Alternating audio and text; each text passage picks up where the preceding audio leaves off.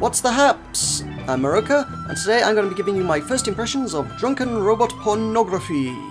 And I know what you're thinking. You are thinking, Meroka, you charismatic and handsome champion of indie games everywhere. Did you not take a look at this game last week? Yeah, I kinda did. But that was mostly to show off one of the features they added whilst they were in early access that I thought was kind of cool.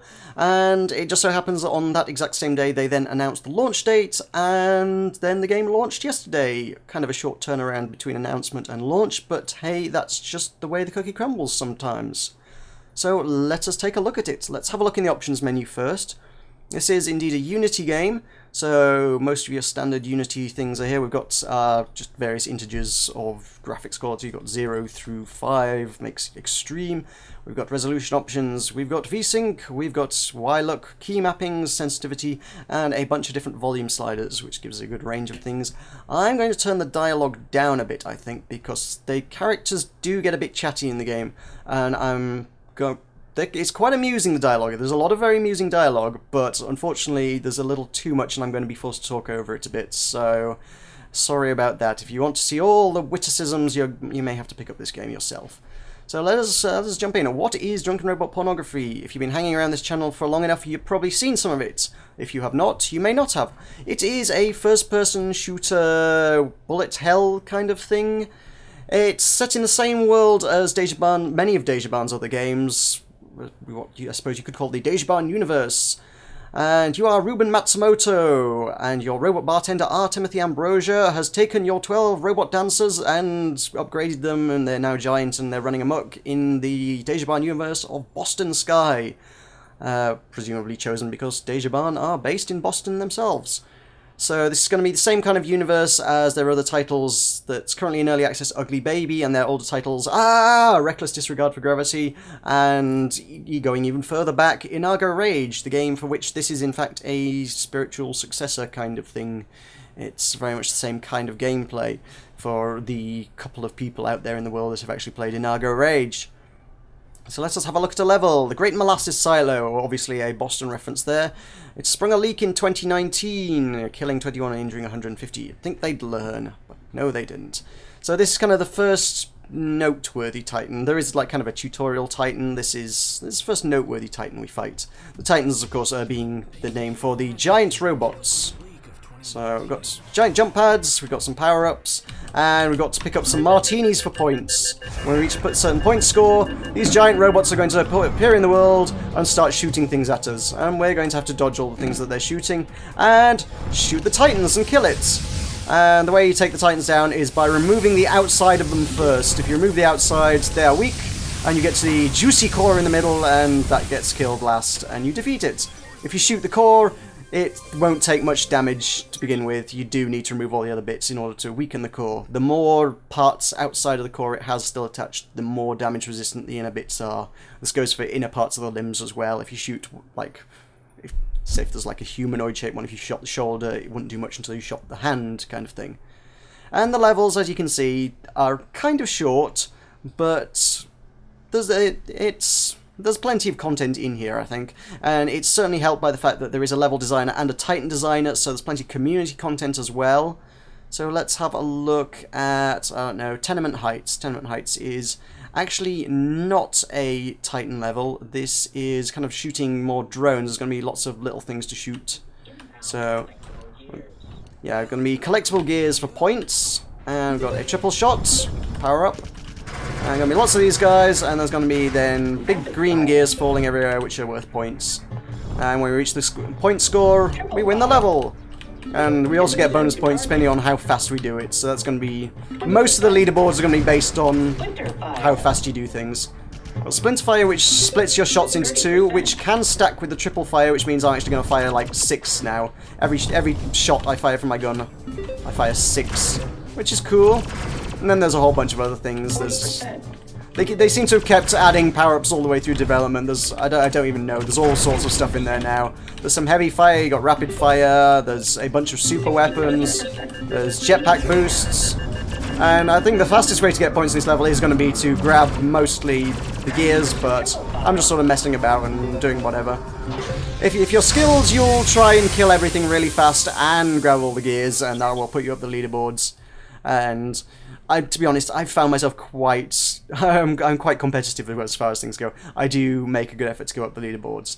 Not so great on that level. What a cascading tree, did I do well? I'm 7th, yeah, could be better. There's one of our mates like 2nd place, which I was quite pleased with. Sensual Joe Kinematics is kind of our first boss, so let's have a look at Sensual Joe Kinematics.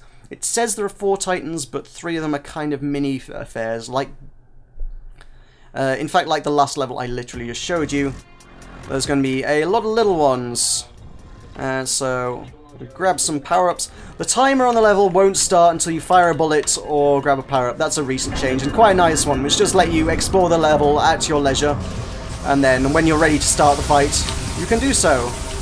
So that's one of the mini-titans. There are going to be... there's one there and one there. We need to go... let's go remove them all. Grab the jet boost. I'm not going to be competing for scores here. It's going to be silly to try and show off the game effectively and compete for score. These titans, they are really... they got a little bit on the top and a little bit on the bottom to remove, and then you get to the core. There's nothing defending these ones. So, let's take him down. And then, Mr. Joe Kinematics himself is here, and he's huge and got lots of lasers. And there's plenty of enemies. And this guy's a bit tougher than the last 3 we just took down. So if we try and take the guns off the front, that's probably the best starting point. Or at least let him fire less ammo at us. I don't know what the orange things are, but they look nasty. Triple fire, yes please. You could try and take it down from the back where it's safer, but you're not going to have easy access to the extremities, so it's going to be harder to kill. I think a lot of the Titans also have an enraged state where when they're on low health, they start firing extra stuff as well. So there we go. That's Sensual Joe Kinematics. How am I doing? I'm ranked 70. Ouch, that's not a good level. Wow. Let's try and make some progress. Let's head on through to... there is also lots of silly things. We've got the Selfreferential arcade. There's all sorts of silly bits and pieces hidden in the game. So there's this, which is a self-referential game. Yeah, it's a silly 2D pixel art rendition of, well, Drunken Robot Pornography. It's a self-referential... words. Self-referential arcade is what it is. So let's... it takes a while to kill this, and it will give you repetitive strain injuries, so I'm not going to try and finish that in its entirety. Let's end that. That's kind of just a neat little addition. So let's do alleyways. And we're going... enemies don't appear until you collect a power-up or fire your weapon. Yes, I have already established this, but good to know. Good for them to tell us this far into the game. Hey. Some of the loading screens are a little lengthy, I think. But eventually we will get there. We've got lots of bits of concept art and scripts and things in the background for you to read in the meantime. All ready to go. We are ready to go! Excellent. So I really like the visual style of this game. It's got a fantastic visual style. It's very clean looking. Again, it's very similar to their other Boston Sky type things. Their Ugly Baby and Reckless Disregard for Gravity have a very similar kind of thing. It's kind of going for a colourful, futuristic, bright, very clean kind of look. I like it. Soundtrack as well. Dejobaan have always had some fantastic soundtracks, I've always thought, to their games. And this one's no exception. Some of the tracks early on were very heavily recycled from, as I say, its predecessor, Inargo Rage. But they do seem to have added a lot of new stuff in recent weeks. So, I haven't actually seen any, but I would hope that Inargo Rage music is still in there, because I do like the Inargo Rage music, but I've heard a lot more original stuff since the game's actually launched. So yeah, it's bullet hell. This one's definitely a bullet hell level. How can we take him down? We can take all his guns off the top and off the bottom would probably be the best way to deal with this guy. And then we got another Titan incoming. Okay, hello. Hi. Oh my god, that's massive! Holy moly! Yikes. Take the jet boost, I want that. It's got a lot of bits, but they're not all guns, mercifully. If they were all guns, I would be in trouble. Most of them are just going to be these plates and stuff. This is a cool looking beast, though. Kudos to whoever designed this thing. Yikes. My jet boost's run out. Let's try and get to safety. Or to a jet boost or something. Power-ups. Power-ups are plenty, yes. Now, I seem to recall they used to stack. Now they seem to cap at 600, but 600 shots will last you a fair while, to be honest. It won't last you indefinitely if you're going to be fighting a while, but it'll last you a good long time. Now, call me crazy, that guy looks a little bit like Azad, actually. Is he supposed to be based on Azad? I don't know. I could really stand to not keep falling, that would help my case. So, oh, got taking the bottom off him, take the tentacle off, and there we go! That's a Titan down. 107,000. How good was that? Not very good, is what that was. So, that's kind of pretty much Drunken Robot Pornography. It's lots of awesome level design, awesome bosses, and bullet hell shooting.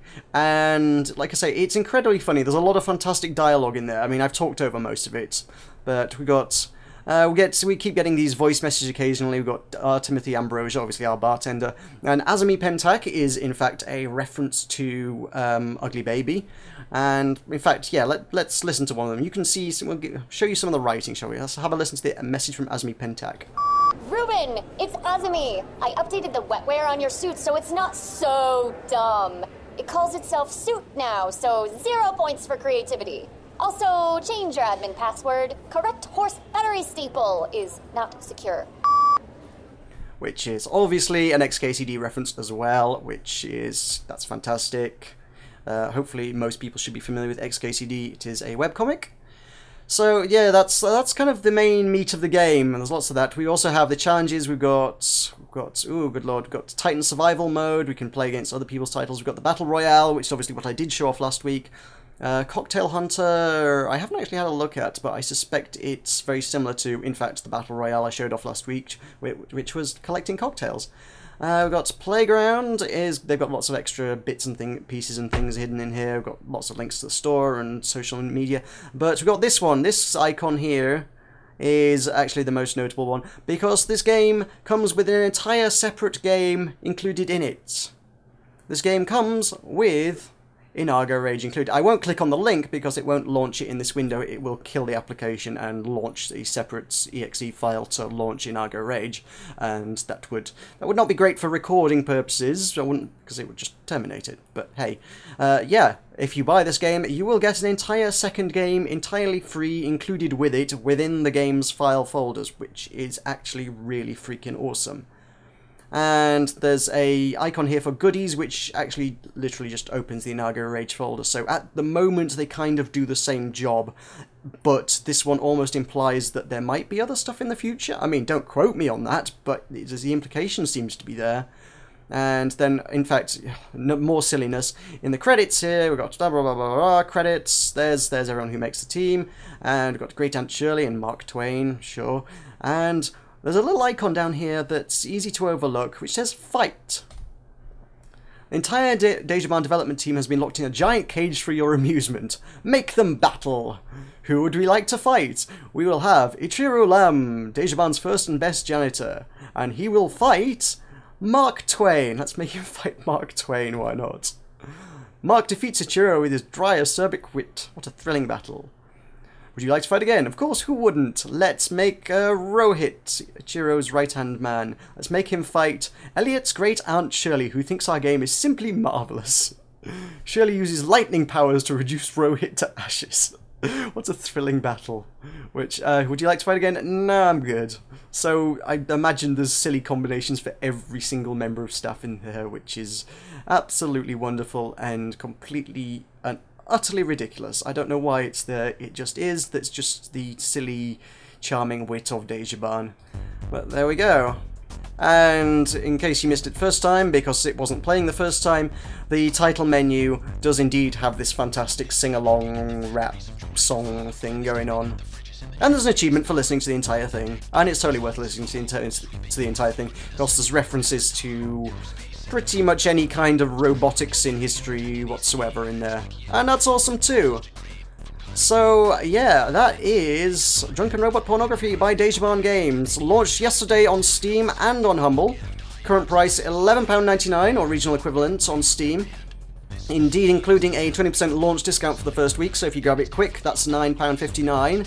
Bizarrely enough, if you go over to Humble's store, if you're shopping around for a bargain, and many people are these days, it's £9.49 on Humble. That's not just 10% off, 10 pence off, that's actually the default price. The default price is actually cheaper than the 20% discount on Steam. And on Humble, there's also a launch discount on that of another £2 off, bringing it down to £7.49, again I presume, or regional equivalent.